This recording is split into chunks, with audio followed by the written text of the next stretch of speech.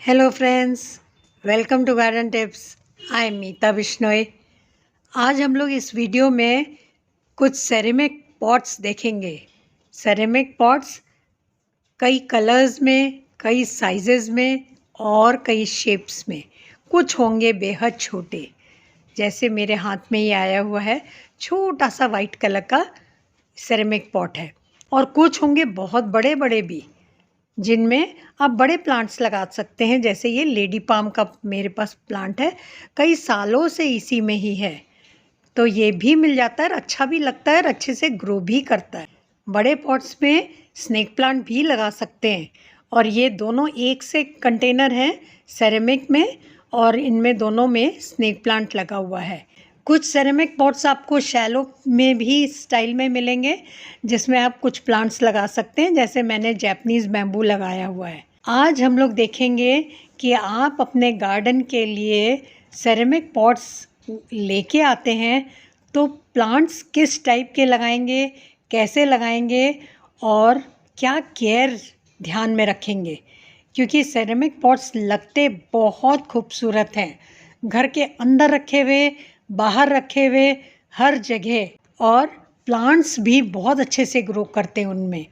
जो मैं दिखा रही हूँ प्लांट्स, ये सारे लगे हुए इनमें कई दिन हो गए, कई साल हो गए हैं। इसके मतलब इनमें ग्रोथ होती है अच्छी, बशर्ते आप इनकी जो पॉटिंग सॉइल है या जिसको मिट्टी कहते हैं जिसमें ग्रो करेंगे, वो करेक्ट हो, भुरभुरी हो, वेल ड्रेनिंग हो। वैसे तो किसी भी प्लांट को अगर आप खड़े पानी में रहने देंगे तो उसकी रूट में रूट रॉट का शिकार होगा वो प्लांट, और वो प्लांट ख़त्म हो जाएगा, फंगल अटैक हो जाता है।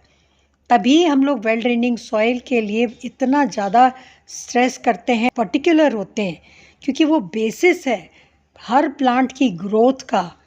मिट्टी में ही रूट्स ग्रो करती हैं, रूट्स हेल्दी हैं तो प्लांट हेल्दी होगा। और मिट्टी में अगर पानी ड्रेन होता रहा तो बहुत कम चांसेस हैं कि आपका प्लांट खराब होगा, प्लांट अच्छा रहेगा।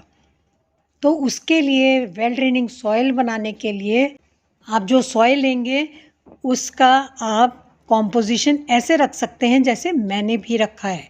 1 part garden soil, 1 part leaf mould, 1 part compost, साथ में नीम खली, बोन मील और फंगीसाइड। ये तो हो गया मिट्टी का कॉम्पोजिशन, जो एक भुरभुरी सॉइल बनाएगा। आप अपने सेरेमिक के पॉट्स में ये भरें ताकि सॉइल में, मिट्टी में पानी रुके ना। और इसकी जो ड्रेनेज होल है उसको एकदम फ्री रखें। उसमें मैं जनरली जो शैलो और छोटे सेरेमिक कंटेनर होते हैं उनके जो ड्रेनेज होल होते हैं उनको मैं कवर करती हूँ पेबल्स के बजाय कॉटन क्लॉथ मोटा लेके उसको रख देती हूँ, या फोल्ड करके 2-3 तह लगा के, ताकि जगह कम ऑक्यूपाई हो और ड्रेनेज अच्छा रहे।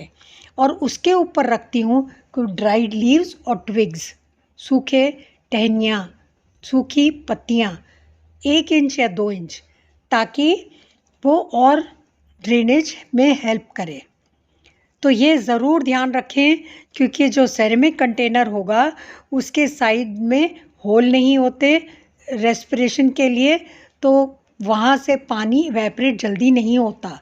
तो आप अगर मिट्टी अच्छी लेते हैं तो आपके कंटेनर में प्लांट्स खूब अच्छे से ग्रो करेंगे। तो ये ज़रूर ध्यान रखें। और मार्केट से जब लेके आएँ कंटेनर, जो भी आपको अच्छा लगता है कलर कॉम्बिनेशन आप देख के लाएं, क्योंकि सफ़ेद में, ग्रे में, पिंक में, हर कलर में मिलता है आपको।